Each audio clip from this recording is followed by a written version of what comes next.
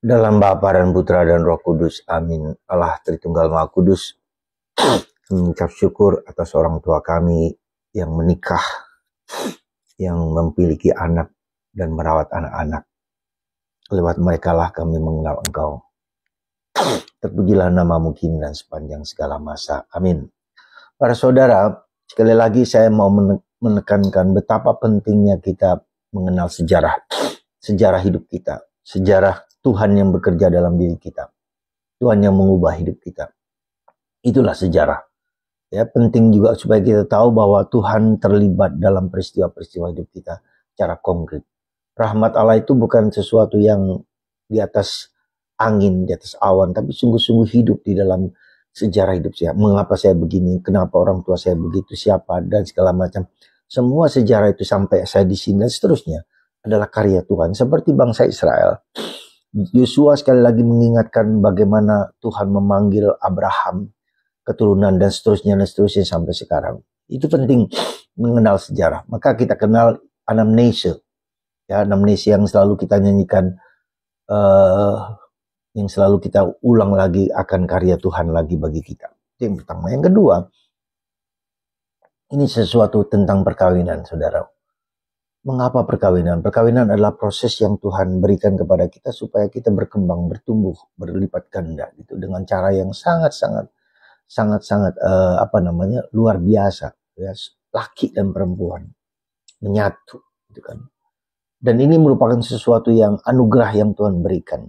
Karya penciptaan Allah itu diajak pada pria dan wanita, laki dan perempuan, perempuan dan laki, bukan perempuan dan perempuan, bukan laki dan laki.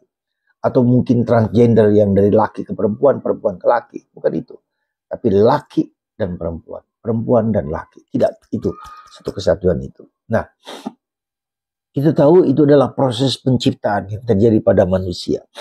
Ya, dalam sejarah kehidupan kita ternyata si pria dan wanita harus meninggalkan orang tua untuk bersatu. Ya. Untuk bersatu, untuk menyatu dalam sedarah, sedaging, seperasaan, sehati, sepikiran. Dan itulah yang harus kita sadari sebagai suatu anugerah. Kenapa seseorang bertemu dengan A? Kenapa seseorang bertemu dengan B? Kenapa dia seorang laki ganteng mencintai perempuan yang kurang lebih tidak terlalu cantik? Atau sebaliknya seorang wanita cantik ya tetapi mencintai lelaki yang biasa-biasa aja. Itu bukan soal fisik saja. Nah, itu semua. Nah, tantangan perkawinan itu adalah perceraian, perpisahan. Ya, kenapa perpisahan dikatakan? Karena Yesus mengatakan semua keras kepala, mau menangnya sendiri, semua mau berkuasa atas orang lain. Ya, tentu saja ini proses cinta itu selalu proses pengorbanan, mengorbankan diri demi orang lain. Jadi tanpa pengorbanan tak mungkin ada cinta. Demikian kata seorang santo, yaitu Santo Maximilianus Maria Kolbe. Ya. Sekali lagi cinta harus ada pengorbanan diri sendiri. Ya.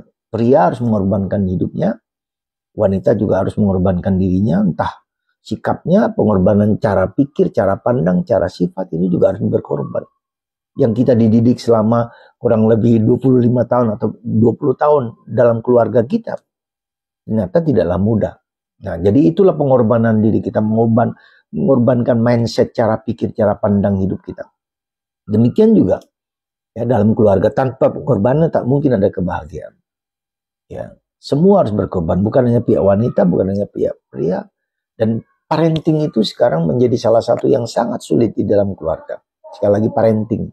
Ya tadi perceraian suami istri harus ada keterbukaan satu sama lain, tetapi juga parenting bagaimana orang tua bersama-sama mendidik anak kita dengan gejala-gejala gadget yang sekarang ini, di mana anak bermain gadget selama paling mantar 6 jam, padahal itu tidak bisa, harus 2 jam, karena itu akan mempengaruhi otak, cara pikir, cara pandang.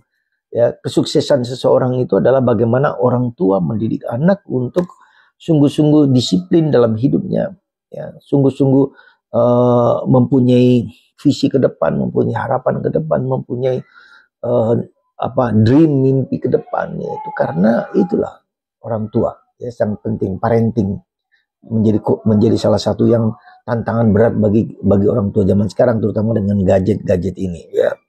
Sehingga apa? Orang menjadi individualistis ya, berpusat pada diri sendiri. Tetapi otak brain rot itu dipengaruhi oleh magnet atau daya listrik dari hati yang kita mainkan, entah melihat, entah mendengar, entah apa. Hati-hati sekali lagi, kita mohon rahmat Tuhan supaya Tuhan juga memberikan rahmat berlimpah. Dan Anda sebagai orang tua kerap kali ya pakailah HP anak Anda doakan untuk HP supaya anak-anak kita tidak mudah adiktif dengan HP itu.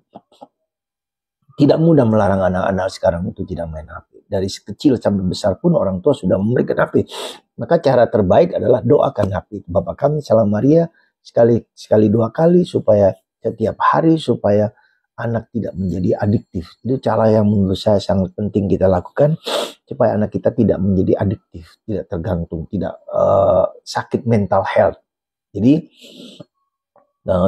kemarin saya mendengar bahwa anak-anak di salah satu rumah sakit di Bogor, problem anak-anak adalah problem mental health. Coba Anda bayangkan. Dan ini merupakan tantangan besar di dalam kehidupan. Di tengah kemajuan zaman, tetapi disitulah kemunduran. Tantangan lain adalah apa di zaman ini? Adalah gejala si iblis itu menggoda orang untuk menikah sesama lelaki, yang kita sebut homo, menikah dengan sesama perempuan, atau apa transgender. Itu juga tantangan yang besar. Lalu katakanlah dengan LGBT.